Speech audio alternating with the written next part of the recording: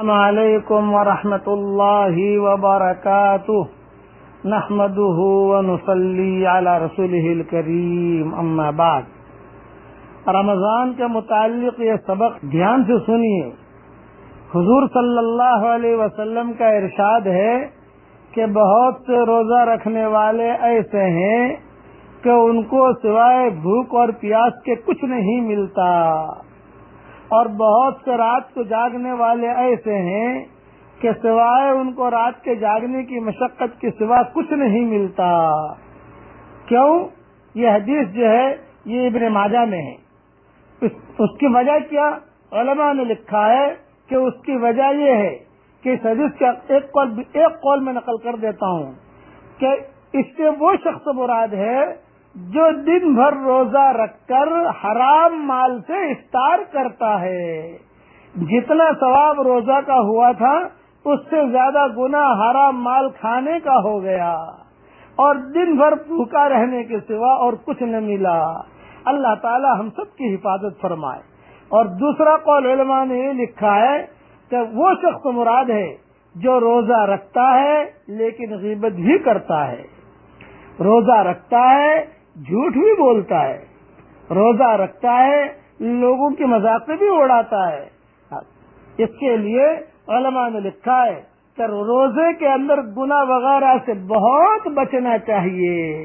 حضور صلی اللہ علیہ وسلم کے ارشادات جو ہیں یہ ہر طرح سے مکمل ہوتے ہیں کہ کئی لوگ جو روزہ رکھتے ہیں اور روزہ رکھنے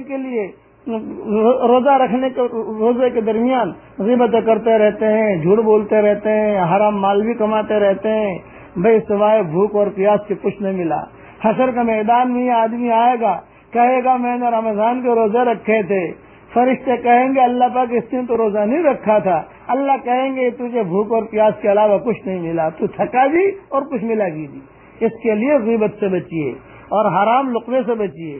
ایک قصہ مختصر بیان کرتا ہوں کہ کوفہ میں مستجاب دعا لوگوں کی ایک جماعت تھی جن کی دعائیں قبول ہوتی تھی۔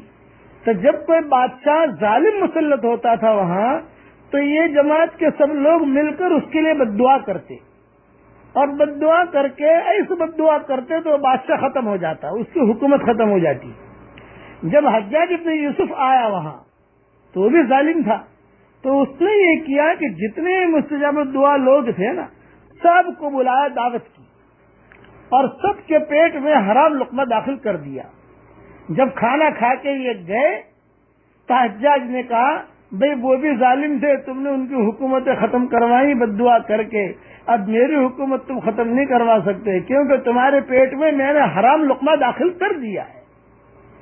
اس لیے اب چنانچہ حجاج بن یوسف حکومت کرتا رہا، وہ برابر بد دعا کرتے رہے، ان کی بد دعائیں قبول نہیں ہوئی۔ حرام لقمہ یہ بہت خطرناک ہے۔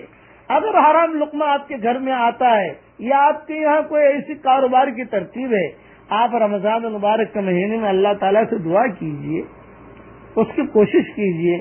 میں یہ بالکل نہیں کہتا آپ کو کہ آپ حرام روزے آج کے آج چھوڑ دیجئے، نہ، ترتیب بنائیے تھوڑی تھوڑی۔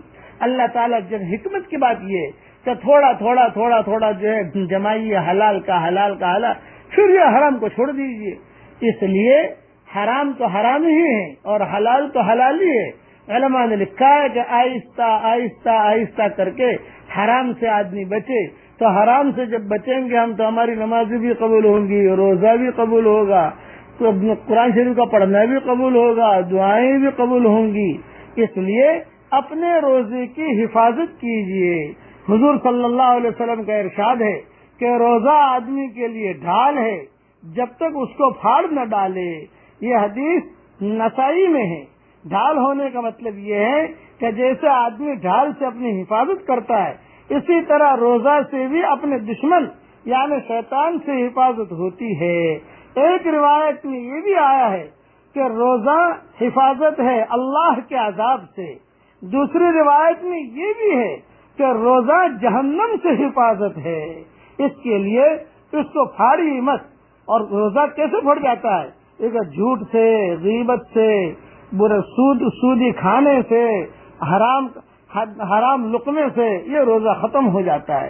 اس کا جو ہے یعنی فرض کا ثواب تو مل جائے گا لیکن جو نتیجہ مرتب ہونا چاہیے روزے کا وہ نہیں ہوگا. آپ سحری میں اٹھے ہوئے اللہ تعالیٰ سے دعا کیجئے کہ امت کے لیے حلال مال کا اللہ انتظام کرے اور حرام مال سے اللہ اس امت کے مردوں اور عورتوں کی اللہ حفاظت کرے. والسلام علیکم ورحمۃ اللہ وبرکاتہ. وآخر دعوانا ان الحمد للہ رب العالمین.